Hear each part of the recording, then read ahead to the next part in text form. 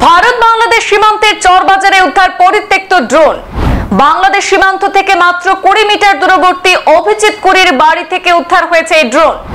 ভারতীয় সেনা পাকিস্তানের সন্ত্রাসবাদী ঘাঁটিতে হামলার আবহে ড্রোন উদ্ধারকে কেন্দ্র করে ছড়িয়েছে চাঞ্চল্য।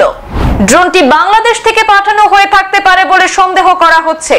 ঘটনার তদন্ত শুরু করেছে শ্রীভূমি পুলিশ।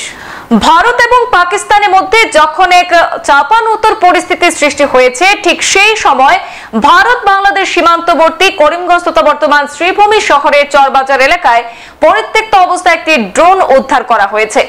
বাংলাদেশ সীমান্ত থেকে মাত্র 20 কিলোমিটার দূরবর্তী অভিজিৎ কুরির বাড়ির ছাদে উদ্ধার হয়েছে সেই ড্রোনটি। সাথে সাথে খবর দেওয়া হয় পুলিশকে। পুলিশ ড্রোনটি বাজেয়াপ্ত করে থানায় নিয়ে গেছে। সন্দেহ করা হচ্ছে যে ড্রোনটি হয়তোবা বাংলাদেশ থেকে চালনা করা হতে পারে। বর্তমানে শ্রীভূমি পুলিশ তদন্ত অব্যাহত রেখেছে এই বিষয়ে। ড্রোন উদ্ধার নিয়ে তীব্র চাঞ্চল্য বিরাজ করছে সীমান্ত জেলা শ্রীভূমি শহরের চরবাজার এলাকায়।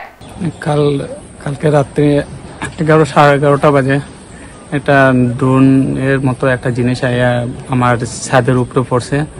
আমরা পাড়ার যে বাচ্চারা আছে তারা আমার ইনফর্ম করছে যে দাদা তোমার এখানে কি একটা পড়ছে, এটা দেখো। কালকে রাতে তো আমি দেখলাম একটা লাইটের মতো জ্বলতেছে নিতেছে। এটা দেখে আমরা আর করছি না। আমার কালকে মন্দিরে উপাসনা আসলো, উপাসনার লেগে আমি আবার গেছি মন্দিরে। তারা নামানোর লেগে চেষ্টা করছে। আমরা কইছি এত রাত্রে এখানে উপরে উঠবে তাহলে কালকে সকালে দেখা যাইব। আমরা আই পড়ছি। তারপরে আজকে সকালে উপরে ছাদের ওয়ালে উঠে দেখলাম একটা ড্রোন দেখে আমরা আমার কাকুরে ইনফর্ম করলাম। কাকুরে হলো আমরা বাবুল কাকুরে ইনফর্ম কর কি।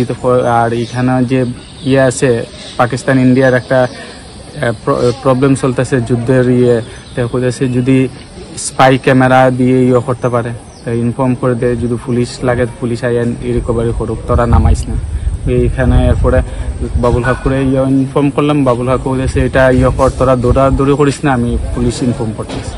ইনফর্ম করার পরে পুলিশ আইসে, পুলিশ আইয়া এটা রিকভারি করছে। আপনার এখান থেকে বাংলাদেশ কত দূর? 20 মিটার হইব, 20 মিটার দূরত্ব আমরা বাড়ি। আপনার নাম? আমার নাম অভিজিৎ কুরি, সরিষা গাঁও পঞ্চায়েতের বাড়ি, চড়াকুড়ি।